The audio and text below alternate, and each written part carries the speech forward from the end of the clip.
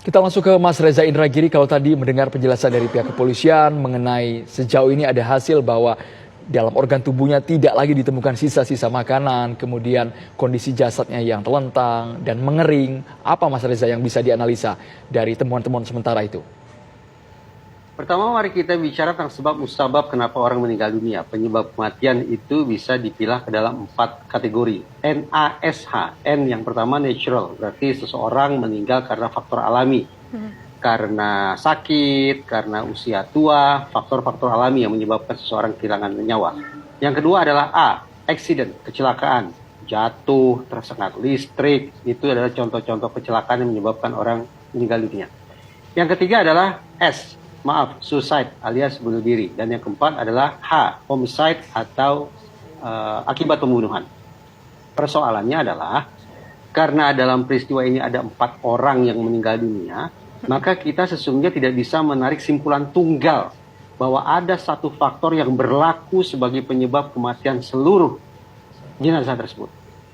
Dengan kata lain, konsekuensinya adalah pihak kepolisian tetap harus memilah satu persatu untuk memastikan jenazah A meninggal karena apa, jenazah B karena apa, dan seterusnya. Karena tidak tertutup kemungkinan dari 4 orang tersebut ada faktor kematian yang sifatnya kombinasi. Misalnya, ada satu orang yang meracuni anggota keluarganya, kemudian orang tersebut menghabisi dirinya. Maka dalam satu peristiwa ini kita ketahui ada 2 penyebab, yaitu homicide, pembunuhan, dan suicide, bunuh diri. Nah, ini yang harus dipilah. Kalau misalnya dikaitkan dengan kelaparan misalnya, menurut saya penjelasan tentang perut kosong kah itu, kelaparan kah itu, tidak ada sisa makanan kah itu, menurut saya tetap belum menjelaskan sesungguhnya apa penyebab kematian 4 orang tersebut. Contohnya, apakah kelaparan atau perut kosong itu memang pilihan dari 4 orang tersebut? 4 orang tersebut secara sengaja memutuskan untuk tidak makan berhari-hari. Kalau itu menjadi pilihan mereka, maka bisa kita bayangkan ini adalah suicide alias bunuh diri. Tapi kalau misalnya mungkin karena mereka mengalami demensia, mengalami gangguan kejiwaan tertentu yang menyebabkan mereka tidak bisa berpikir secara jernih sehingga tidak bisa mencari makanan, maka barangkali ini penyebabnya adalah natural, alami. Tapi sebaliknya, kalau ada satu pihak misalnya yang memaksa pihak lain untuk tidak makan berhari-hari, tidak memasok makanan secara sengaja selama sekian lama kepada anggota keluarganya, maka ini justru pembunuhan alias homicide. Itu sebabnya tadi saya katakan, penjelasan tentang perut kosong pun menurut saya belum mencapai titik akhir, belum mencapai tanda titik. Tetap harus dipastikan N atau A atau S atau H. Penyebab kematian itu sifatnya alami, kecelakaan, bunuh diri, ataukah akibat pembunuhan. Oke, Mas Reza, tapi ada satu juga fakta tadi yang disampaikan, bahwa kondisi jenazah ini ditemukan berbeda. 3 kalau tidak salah atau 2 kalau tidak salah dalam kondisi kering. Sementara yang lainnya dalam kondisi yang relatif tidak kering. Apakah ini sesuatu yang juga mungkin bisa membantu untuk menunjukkan sebetulnya apa penyebab kematian? Saya tidak bisa membayangkan kondisi kering dan kondisi agak kering itu seperti apa ya. Tapi kalaulah kita asumsikan, kita bermain-main dengan asumsi, maka boleh jadi ada anggota keluarga yang meninggal lebih dulu, beberapa waktu sebelumnya, baru disusul kematian anggota keluarga berikutnya. Dengan kata lain, 4 orang ini meninggal dunia tidak dalam waktu yang sama, tidak dalam waktu yang berdekatan. Indikatornya adalah tadi, sebagaimana dikatakan, ada kondisi jenazah yang sudah kering, ada yang agak kering. Jadi menunjukkan seolah-olah bahwa dari sisi waktu mereka tidak meninggal pada waktu yang bersamaan.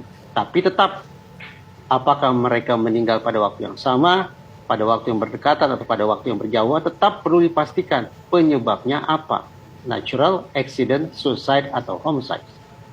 Mas Reza, kemudian dari faktor ini juga Mas, dari penjelasan kepolisian, karakter jenazah ini, karakter almarhum jarang bersosialisasi. Oke, kemudian posisi rumahnya juga tertutup rapat.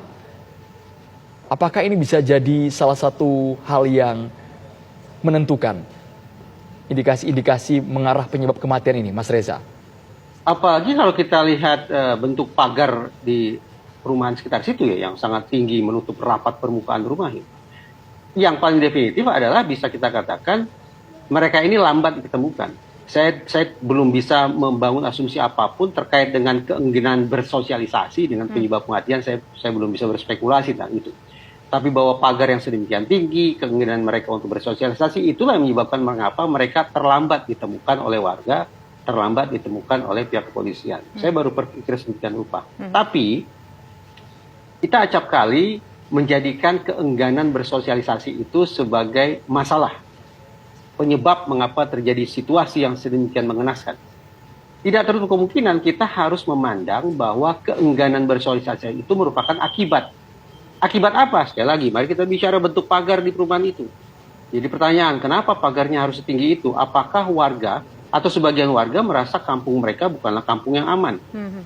Kalau mereka merasa kampung mereka bukanlah kampung yang aman, di situ rawan kejahatan, maka menurut saya masuk akal juga kalau kemudian warga memilih untuk enggan bersosialisasi, enggan untuk membuka pagar terlalu sering, enggan untuk memasang atau membangun pagar yang ukurannya rendah. Tidak. Jadi dengan kata lain, kita tidak bisa tanda petik mengkambing hitamkan secara serta-merta bahwa warga yang enggan bersosialisasi sebagai masalah. Tapi boleh jadi merupakan cara adaptasi yang bersangkutan terhadap situasi yang justru bermasalah. Oke, baik. Terima kasih Mas Reza sudah berbagi informasi bersama Terima kami kasih. di program Kabar Petang. Selamat petang. Selamat petang, Assalamualaikum. Waalaikumsalam.